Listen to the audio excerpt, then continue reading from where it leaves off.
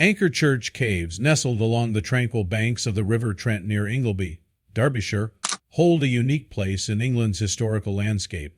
For centuries, the caves were viewed as an oddity dismissed as a whimsical folly from the 18th century, their true significance shrouded in mystery. However, a groundbreaking archaeological study in 2021 uncovered the caves' extraordinary past, revealing them as a refuge for an exiled Anglo-Saxon king, Eardwulf of Northumbria. This discovery has rewritten the historical narrative surrounding the site and shed light on the tumultuous period of early medieval England.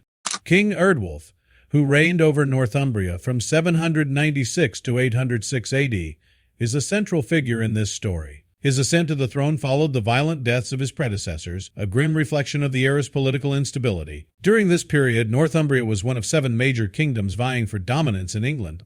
Over 200 kings ruled and fell as alliances shifted, betrayals unfolded, and wars erupted. Erdwulf's decade-long reign was marked by continuous challenges, including internal dissent and external threats from rival kingdoms. Despite his efforts to maintain stability, Eardwulf was ultimately overthrown in 806 AD under mysterious circumstances. Some accounts suggest betrayal by his own son, though the exact details remain unclear. Following his deposition, Erdwulf sought refuge in Mercia, a neighboring kingdom.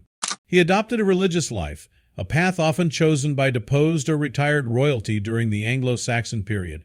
This transition to a spiritual role allowed former kings to seek sanctity, and in some cases achieve canonization. For Erdwulf, the Anchor Church Caves became a sanctuary, a place of solitude where he could live as a hermit and devote himself to faith. Over time, he gained recognition as a saint known as Saint Hardulf, further solidifying his legacy in both political and religious spheres. The Anchor Church Caves, carved into Cupar sandstone, comprise a series of interconnected chambers, including living quarters and a small chapel. Recent archaeological investigations led by Edmund Simons from the Royal Agricultural University utilized advanced drone surveys and architectural analysis to map the original layout of the caves. The findings revealed a structure consistent with early medieval Saxon architecture. Narrow doorways, arched windows, and the eastward-facing chapel all point to a design typical of Christian worship spaces from this period. These features, combined with historical records, strongly support the theory that the caves were constructed during Erdwulf's lifetime and served as his refuge.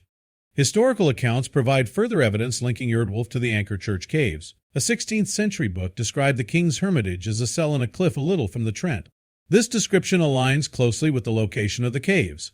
Additionally, Eardwulf's burial site at Bredon on the hill, located just 5 miles from the caves, reinforces the connection. Bredon was a significant religious center during the Anglo-Saxon period, adding credibility to the idea that Erdwulf spent his final years in spiritual devotion nearby. Erdwulf's life in the Anchor Church Caves are emblematic of a broader pattern in Anglo-Saxon England, where deposed kings often turned to religion as a means of redemption and legitimacy. Monasticism offered a path to sanctity, allowing former rulers to distance themselves from the violent power struggles that defined their reigns.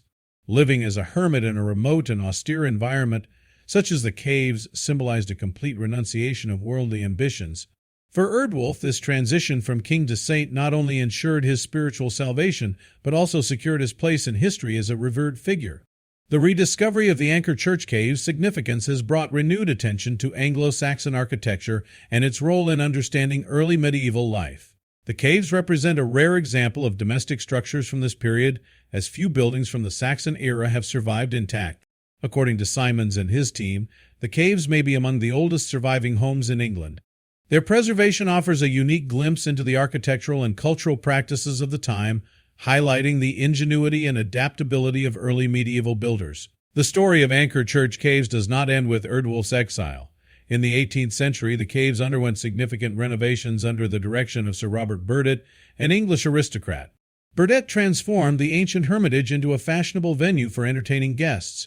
Entrances were widened, brickwork and window frames were added, and the interior was modified to create an elaborate setting for dinner parties. While these alterations have altered the original appearance of the caves, they also ensured their preservation by drawing attention to their unique charm. The rediscovery of the Anchor Church Caves as Erdwulf's refuge has not only deepened our understanding of Anglo-Saxon England, but also inspired efforts to preserve and promote the site. Today the caves are open to visitors, offering a tangible connection to the past. Interpretive materials and guided tours provide insights into the life of King Eardwulf, the architectural features of the caves, and their broader historical context. This engagement with the public helps to ensure that the legacy of the stories they hold are not forgotten. Beyond the Anchor Church caves, Simons and his team have identified 20 similar cave dwellings in west-central England, some of which may date back to the 5th century. These findings suggest that cave living was more common during the early medieval period than previously thought.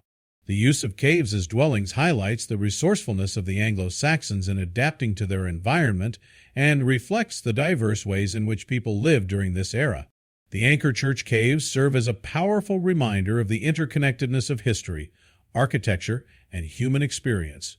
They embody the resilience of a king who, despite being cast into exile, found purpose and sanctity in a life of solitude. They also stand as a testament to the enduring legacy of Anglo-Saxon culture which continues to shape our understanding of England's past.